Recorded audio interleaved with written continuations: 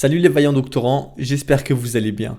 Dans cette vidéo, nous allons voir une tendance courante chez les doctorants. Mais avant de commencer, laisse-moi te rappeler le but de la chaîne.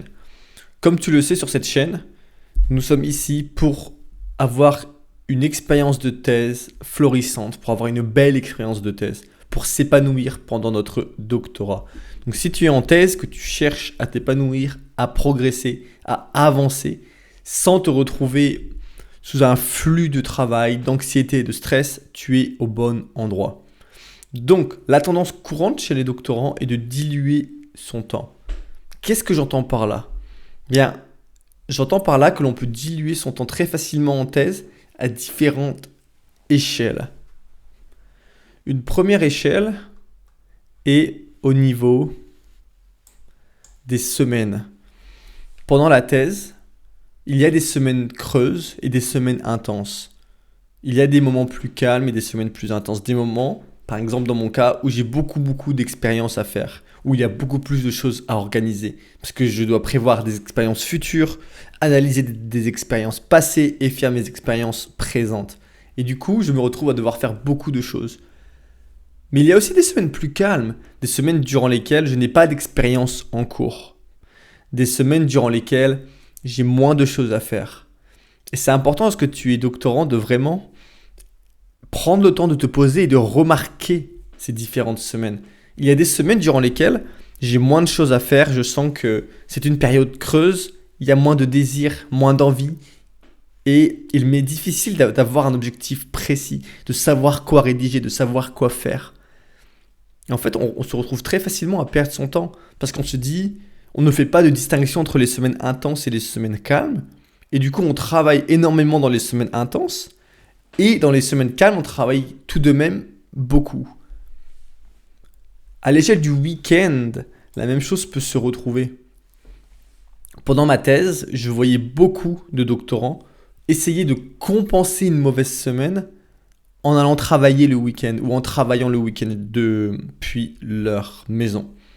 Et en fait, le problème avec ça, c'est que tu enseignes à ton cerveau qu'il est OK d'avoir une semaine peu productive parce que tu vas compenser le week-end. Tu dilues ton temps. Au lieu d'être efficace en semaine, tu décides de te rajouter 2 jours de travail pour compenser ton manque d'efficacité. La stratégie que tu devrais mettre en place à la place de celle-là serait plutôt de te dire pendant ma semaine de travail, je travaille bien, je travaille efficacement pour justement avoir mon week-end pour faire autre chose. Sauf si tu désires vraiment travailler le week-end et que c'est quelque chose qui te plaît, c'est quelque chose que tu aimes. Mais pas si c'est pour compenser une mauvaise semaine. Ce n'est pas le bon état d'esprit. Pendant ma thèse, au quotidien, il m'arrivait aussi de diluer mon temps. Parfois, je terminais mes tâches, ce que je voulais faire à 15 heures. Et je me retrouvais à rester au bureau, mon corps restait assis. C'est comme si tu te mets un peu en stand-by ou en mode automatique, c'est difficile à expliquer.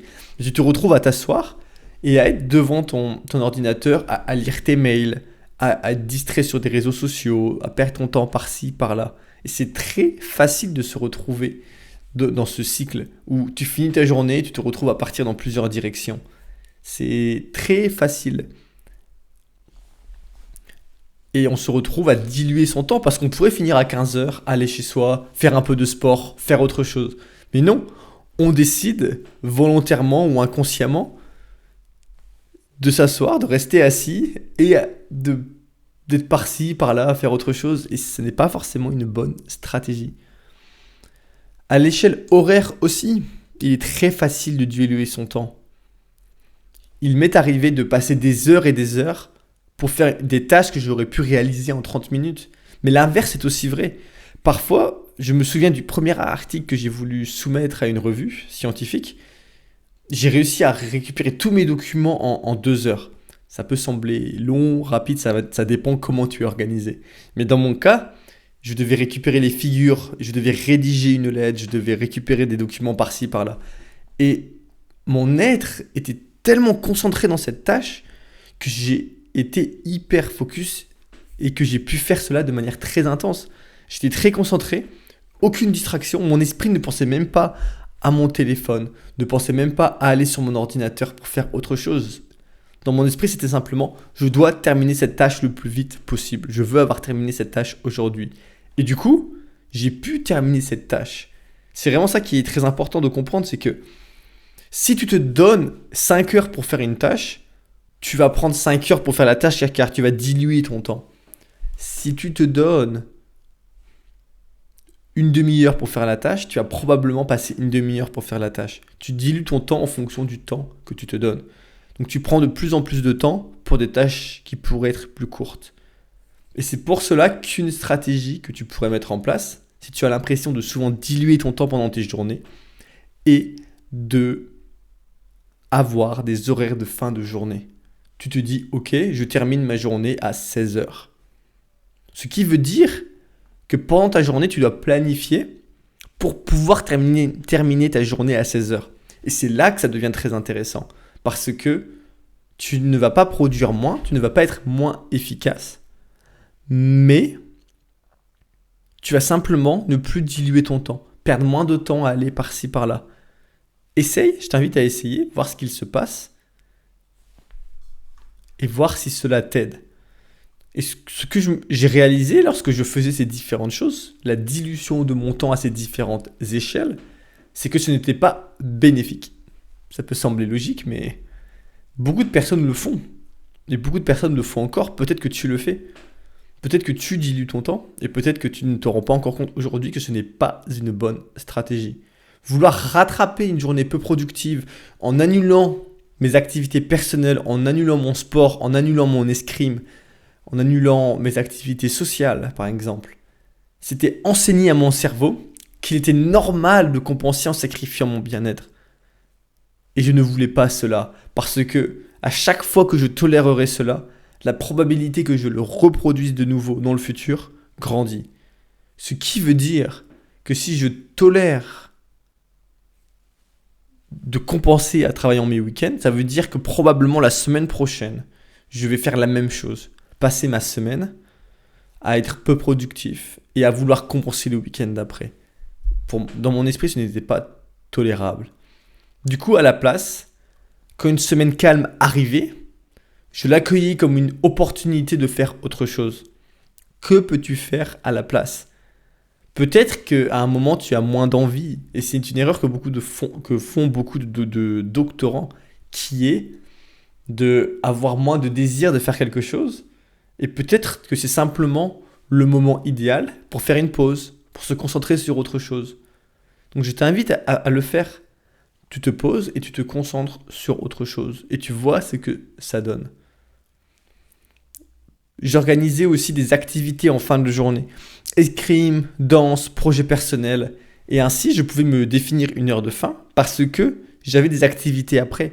Si tu as des activités après, eh bien, dans tous les cas, et que ce sont des activités pour lesquelles tu définis clairement je ne peux pas les louper, je ne peux pas les manquer, eh bien, tu vas finir à une certaine heure et tu vas aller faire tes activités. Et c'est peut-être le mieux pour tout le monde parce que tu auras fait ces activités et le lendemain, tu auras une meilleure efficacité, tu seras plus concentré car tu auras fait autre chose. Lorsque je travaille jusque 20, 21, 22 heures, ce que je ne fais presque pas, est-ce que c'est bien, pas bien, chacun de faire comme il préfère. Mais j'ai remarqué que lorsque je travaille plus tard, de 1, j'ai l'impression de ne pas avoir eu de soirée, donc j'ai l'impression de ne pas avoir eu une pause par rapport à ma journée de travail pour le lendemain, et j'ai l'impression de ne pas être bien rechargé. Ma superviseure, Anna Imeren, elle a remarqué que lorsqu'elle faisait du sport, elle pouvait travailler plus, et elle travaille énormément. Elle commence ses journées à 5h30 du matin, elle est finie à... Je ne pourrais même pas te dire à quelle heure elle est finie, mais elle travaille très tard. Et elle te répond tout le temps. Elle est très... C'est une académique type qui veut avoir beaucoup de bourses, qui travaille beaucoup. Et pourtant, tous les jours, elle fait ses 10-15 km de course. Tous les jours, elle va courir, elle va faire son sport. Parce qu'elle a remarqué que c'était contre-productif de louper son sport. Parce que ça lui permet de libérer son cerveau et de se recharger.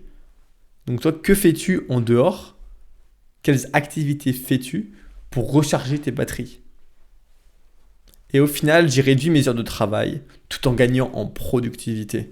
Je ne faisais pas moins, j'avais simplement arrêté de diluer mon temps. Et toi, comment gères-tu ton temps? Le dilues-tu? Si tu aimes ce genre de vidéo ou de post, je t'invite à aller voir mon LinkedIn dans lequel je partage en ce moment. Et j'aimerais t'inviter à vraiment prendre le temps de te poser, de regarder ce que tu fais de tes journées et de voir si tu dilues ou non ton temps. Je t'invite à commenter pour me dire si tu penses que tu dilues ton temps, ce que tu penses de cette vidéo. Et je te dis à bientôt. Ciao. Je t'invite à aller dans mon blog Formation Doctorant et à aller voir la formation Planifier sa thèse chaque jour intelligemment pour devenir maître du temps. Dans celle-ci, je t'enseigne exactement comment maîtriser ton temps, comment t'organiser chaque jour, ce que j'ai fait pour terminer ma thèse en 3 années. Et je te décris le programme, comment utiliser ton cortex frontal, comment utiliser ton amygdale pour justement t'enfuir de ce que tu ne veux pas et courir vers ce que tu veux, vers ce que tu désires. Sur ce, je te retrouve de l'autre côté. Et si tu n'es pas encore prêt à rejoindre ce programme, eh bien, tu peux facilement rejoindre le club des doctorants. Donc, le club des doctorants est un club dans lequel nous devenons acteurs de notre thèse pour prendre notre thèse en main. Je t'envoie justement un article exclusif chaque mois. Je te contacte plusieurs fois pour partager mes propres expériences. Ce n'est pas du spam, c'est vraiment je partage avec toi ce que j'apprends, ce qui fonctionne, ce qui ne fonctionne pas. Et tu obtiens un tarif réduit anticipé à mes formations, à mes toutes nouvelles formations. En ce moment, je travaille sur une formation, l'état d'esprit du doctorant.